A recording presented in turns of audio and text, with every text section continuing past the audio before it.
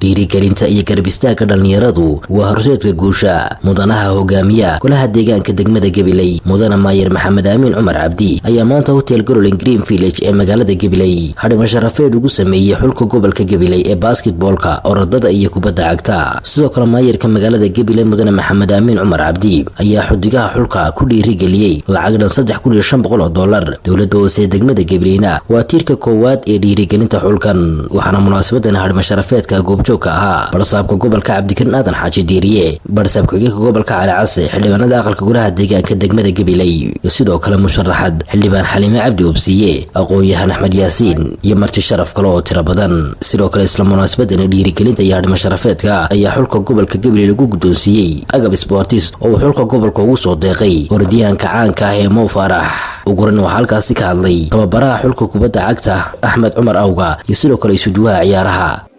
inta kadib ilaahay ayaa mahad leh maanta halkan isku keenay xafladda qiimaha leh ee ay nagu marti qaadeen maamulka gobolku anigoo ah macallinkii kubadda cagta kuna hadlaya macallimiinta afkoodii dhammaan waxaanu diyaar u nahay inaanu ka qayb galno tartanka loo qaban doono ciyaaraha gobolada Jamhuuriyadda Soomaaliland dhammaantay waanu diyaar garownay waxaanu tababarka ku jirnay iminka marka la yiraahdo ilaa 18 cisho oo limin laaba ayaanu ku jirnay tababarka waxaanu ugu diyaar garownay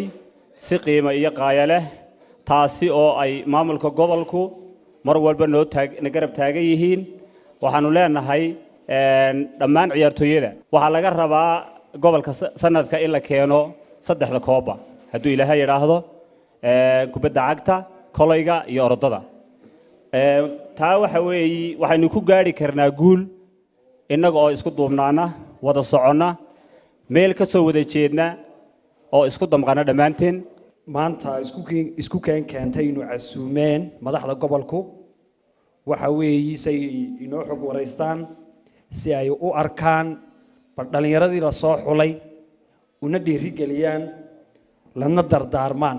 oo totalka sanadkan gobolka matalayaana uu yahay 60 ciyaartooy waxaan u mahadnaqanaa madaxda dawladda ugu horeyn barsaabka gobolka maayirka degmada oo runtii iyo xogayaha dawladda hoose oo runtii si hagar la'aana ugu hagar baxay inay dhiirigeliyaan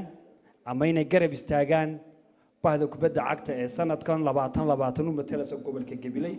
malaha haddaan habeen magaalada seexdo habeenka kale halkaasaan joogay waxaa intaan wardana waa inkaayeen dadaalkiina iyo sidii aad gobolka koob aad u keen lahaydeen inaan ciyaartooyada ugu quruxda badan leh ugu xirfadda badan leh aan wadano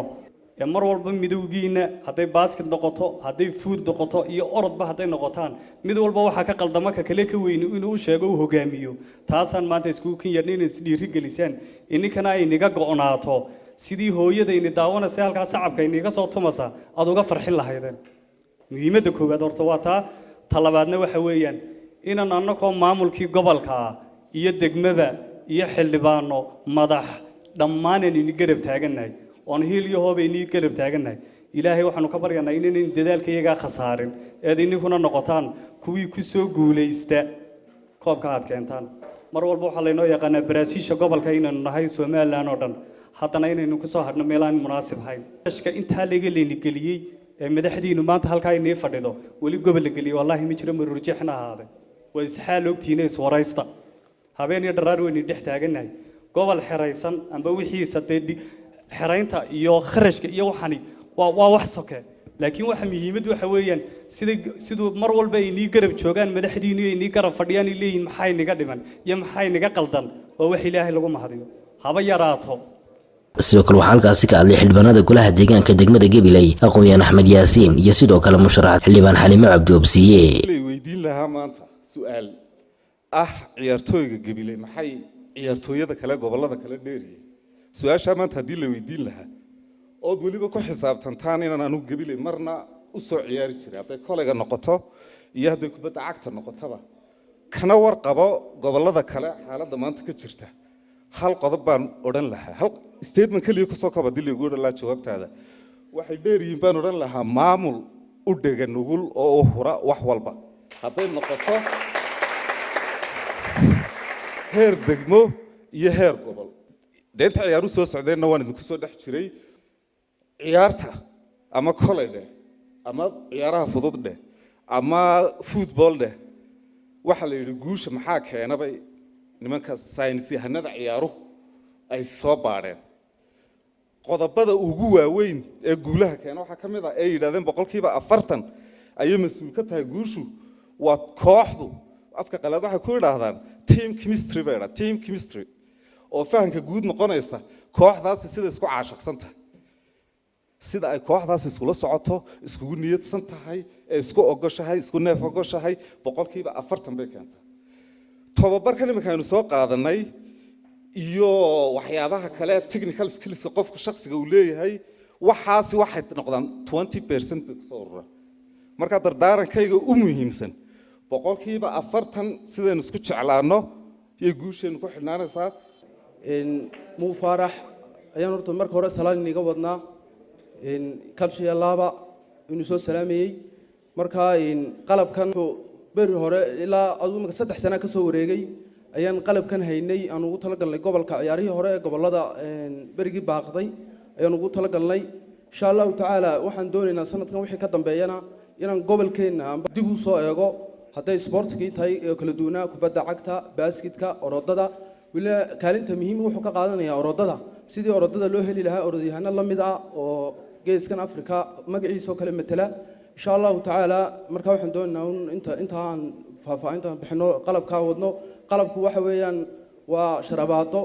iyo in laba direys oo kala duwan oo calaamadii ku qoran tahay gobolka marka insha Allah aad xafladani waxay ahayd kulli casuumad qada sharaf iyo amba bixinayeen amba bixinayay caasimadda oo madaxdu amba bixinaysay dardaaran far badan baa halkan leedii ka soo jeediyay kulli de waxaan maleynayaa waad soo xidhxidhateen oo dhexdaad xidhateen guushar waad ku taamaysaan insha Allah ilaahayna idin la jiro guuleysta koobka insha Allah waad soo qaadi doontaan anigu waxaan ahaan jiray bahda kubadda kolayga ee gobol markaa beriga Gabiley bay ahayn berigii aan Gabiley waan ku dhashay iskuulkana waan ka dhigtay ilaa standard baan kaga baxay kubadda kolayga waan ciyaari jiray gabdhihii ugu fiicnaa ee aad u ciyaari jiray baan ku jiray waliba aad iyo aad baad u mahadsantihiin aniguna waxaan idin kula dardaarayaa guusha inaad soo heysaan insha Allah biidmilaahi kariim waanad keeni doontaan maantana waan iga casuumadiina ka qayb galay ilaahay bay joojiyay alxamdulillah guusha markaad keentaana waan idinla joogaa waananu idinka farxin doonaa insha Allah aad iyo aad baan idin salaamayaa dhammaantiin guuleysta reer Gabiley waxaa loo baahan yahay maanta raggiina da'da yar leh waxaa la idinka baahan yahay inaad taariikh cusub soo kordhisaan oo taariikhda cusub ee soo dhigasaan ay noqoto de xulkii ragga ka dambeeyay gobolka Gabiley Britoola la iskiin weydiin doona haddii alla yiraahdo way yareerihiin oo loo baahna macnaha xirfadaad leedihiin baan doonaynaa inaynu guul weyn ku keenno xirfadiinaasina waxyaabo badan bay ku xidhnaanaysaa oo suurto gelinaya inaynu guuleysano waxa weeye sidaynu isku adeecino sida wax la isku siinayo isjeclaanta wada socodka isku damqashada inaynu qof quro wada socdo noqonaa loo baahan yahay gar la'aana oo maayirku maanta dakhligii dowladda hoose maanta uu yidhi xagga ciyaartooyga gobolka Gabiley iyaga cashuurta laga soo qaaday dib ha loogu celiyo maanta tiiba maanta dib laydinku celinaya cashuurtii laydinka soo qaaday guryihiina hooyooyinkiin mid kastaba laga soo qaaday ayaa maanta dib laydinku celinaya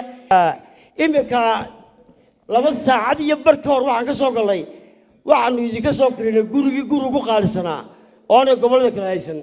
ayaan u soo kiray annagoo bilicda guriga dhinac kastaba eegayna sida ugu badan oo ku soo kirinay si ay naftiinu hab u noqoto idinkuna cagsiina oroskiina iyo gacantiinaba aad gobolka ugu hurtaan kullee sanadkan waa sanadkeeni insha Allah inagoo koobashi wadana aynu soo noqon doonaa hadii la yiraahdo sida xildhibaanku sheegay horta saaka shalay waxaanu kulan kula yeelanay annagoo 3 xildhibaan maayirka wuxuu nagu yiri halka ka baxa Hargeysa taga waxaan idiga doonayaa gurigaasina standardkiisu inuu ahaado fooq meel aan fooq ahayn oo inoo cuntada saameeyay ma jirto runtii shalay halkan ka baxnay waxa weeye 9kii subaxnimo ilaa iyo casarkii waxaan raadinay guri ruuxantii way noo hirgashay gurigii waan soo helnay saaka waxa weeye waxaan idiga doonaynaa sida juhdiga la idin geliyo hadii Ilaahay raado idinkuna inaad juhdi gelisaan gabagabadii halkaas ka hadlay maayirka magaalada Gabiley Maxamed Aamin Cumar Cabdi barsaabka gobolka Cali Cas iyo barsaabka gobolka Cabdikariin Aadan Xaaji Diiriye oo la dardaarmay dhalinyarada xulkani maanta waxaan isugu nimi qada sharaftan aynu ugu talagalnay in lagu dhiirigeliyo ciyaartooyga gobolka ilaahay subxaanahu wa tacaala hawsha aynu u diyaar garoobano ee tartanka gobolada ay ku tartamayaan koobka kubadda kolayga koobka kubadda cagta iyo ciyaaraha fududba haynugu soo guuleeyo 60kiina qof mas'uuliyadda idin saaran waxa weeye sidii guusha qaranku ku tartamayo gobolka u keen lahaydeen ahayna waxaan ka rajaynaynaa runtii inuu inoo fudaydiyo axmed yaasiin maxamed cadde oo ka tirsan ragga khabiirada ee sida mutadawacnimada leh markastoo howlahani jiraan idinla jooga kelmadii uu halkan ka yidhi waxaan doonayaa inaad si gaar ah u weelaysaan waa kelmadaadii aad u muhiima haddaad dib ugu noqotaan koobkii hore gobolada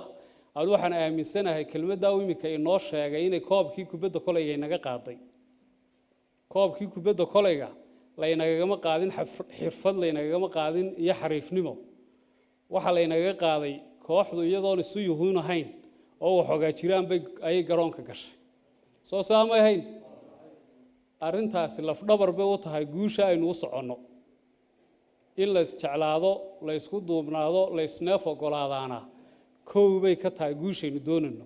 qofka bini'aadankii markay guuli u muuqato waxaa loo baahan yahay damiciisa gaarkaa inuu gowraco waxaa imanaysa adigoo aaminsan inaad intanba ka wada xariifsan tahay inuu macallinku dib kuu dhigto haddaad aqbali weydo dee guul ma doonaysid guushaad qarankaaga iyo gobolkaaga iyo degmadaada iyo walaalkaa la doonaysaa waxay ku xidhan tahay inaad guusha iyo hamigaaga iyo damacaaga kugu jira aad xagga dambe dhigato markaa arrintaa aad iyo aad baan idinku dardaaranaa arrinta labaad ee soo raacdaana dee waa akhlaaqda iyo runtii ismaqalka iyadana waxaanu idinka codsananaa runtii inaad weelaysaan waanadaasi annagu maamul ahaan waxaanu ballan qaadnay wixii lagama maarmaanka ahaa inaydan ka warwarin laga soo bilaabo maalintii lagu dhawaaqay ilaa maanta haddii ay tahay diraysyada iyo qalabka idin fudaydinaya tababarka haddii ay tahay waxa weeye gaadiidkii idin shaqayn lahaa haddii ay tahay waxa weeye cuntada kooxda xaraysanaya kooxda kale haddii ay tahay qalabkii aad dagaalkaa kaga qayb gelayseen iyo diyaaraanshihiisa haddii ay tahay hooygii aad geli lahaydeen waxaasoo dhani maaha wax cid inaad ka sugaysaan waxaanu anagu idin ballan qaadnay aanu horena u fulinay waxa kalena miiska idin saaran yihiin intaa marka laga yimaado dee rag dagaal tegaya baa tihiin dhiirigelin baa u baahan tihiin moralka laydin dhisaad u baahan tihiin dadweynaha reer gabiley taynu ka doonanaa waa dhiirigelintaa weeyaan hadday qurba joog tahay iyo hadday ganacsataba tahayba waxaanu ka codsananaa inaanay dhallinyartaasi dhiirigelin la'aanin oo waxa weeye laydin garab joogo waanan filanaa insha allahu tacaala dhiirigelintiina tanaa maanta kow ka ah qada sharaftan aanu idiin samaynay oo ay weheliyaan $3,500 oo laydin qaybin doono 60kiinaba waa dhiirigelintiina kow ka tahay insha allahu tacaala waxaynu rajaynaynaa inay intaa ka sii badato koobka kubadda cagta ka kolayaynu hore u sii haysanay inuu u baahnay inaynu soo ceshano iyo orodada oo aynu talent u leenahay intaba waxaynu u baahannahay runtii inaynu guul taariikhiya ka soo hoyno waxaan soo dhaweynaa martidaynala joogta oo mustafa ka mid yahay oo ahaa madaxii ciyaaraha fudud ee wasaaradda ciyaaraha hore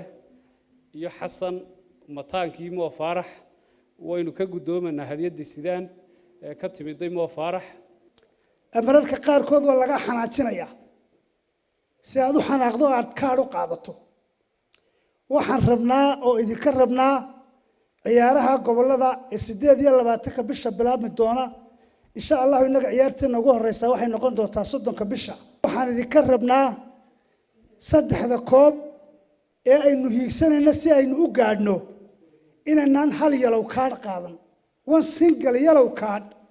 gabilay inaan qaadan baan idinka rabnaa ma la helayaa taas muhiimadda koowaad waxa weeyaan uu dardaaran koobkaas aynu soo dhicin lahayn kolley in yarun baan idin sheegayaa anigu ka gudoomiyahan labada gobol ee aynu isku beeganahay ee Togdheer iyo Sool waxaan u malaynayaa inta ciyaaraysa hadii la baaro waa abti in adeer iyo habar wadaag laakiin waxaan idin leeyahay anigu maanta reer Gabiley baan ahay waan idin garab taaganahay waxaanan rajaynayaa guusha inaynu soo qaadno ciyaartooygu waxaa lagaga badiyaa waa xanaaqa waa lagu yala suuldaarayaa garabkaa lagugu dhufanayaa waa inaan dareenkaagu kicin gobolada galbeedka ama gobolka gabiiley waxaa dee lagu xantaa ama aanu anagu haddaanu bari ka soo jeedo aanu ku xamanaan goboladii ilbaxnimada iyo xadaaradu ka soo jeeday bal maantaan eegayaa waxa aad guusha ku keentaan iyo xadaaradiina iyo halka aynu aadhigtaan muhiimaddu waxa weeyaan inaynu ilaalino ixtiraamka kala dambeynta maamulkiina oo aad ka dambeysaan waa idinla joogaynaayo waa idinku kor joogaynaa kolley wax adag mooyaane aanu soo noqdo mooyaane waxaa siday maalinta halkaa 27 marka soo noqotaan baan idinla soo noqonaya koobka idinku soo qaadaan dhammaanteen madaxda gobolka oo dhan waxay u tahay sharaf iyo qiimo idinkuun idiima aha gobolka oo dhan bay u tahay dhalinyarada iyagu inoo siday agabkan ciyaaraha ee Mo Faarax inoo soo dhiibay way la xajay telefishinka qaranka Gabiley.